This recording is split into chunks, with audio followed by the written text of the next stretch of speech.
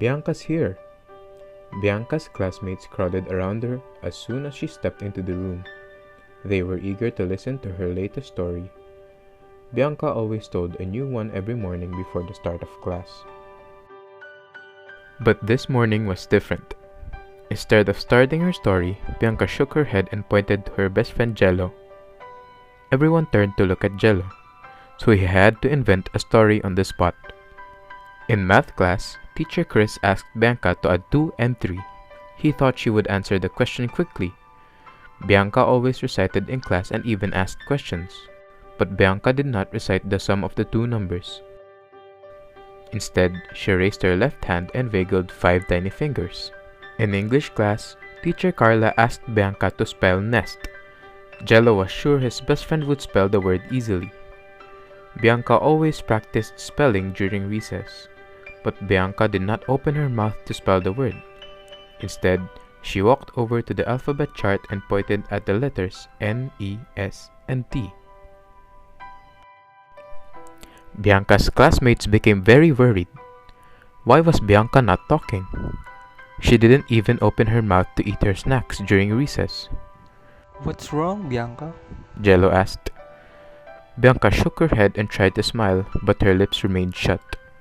I know. You lost your voice because you played too long in the rain.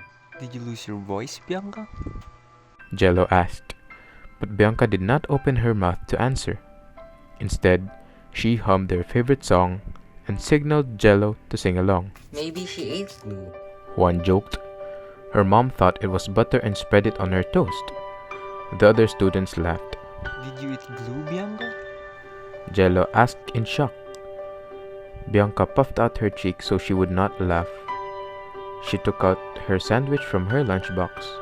Then she showed them that it had butter, not glue. Oh, I know! Cheryl cried. Maybe she fell down the stairs and bit off her tongue. The other students gasped and covered their mouths. Did you bite off her tongue, Bianca? Jello asked in alarm. Bianca giggled and stuck her tongue out, but kept the rest of her mouth closed. So why won't you speak, Bianca? Jello asked.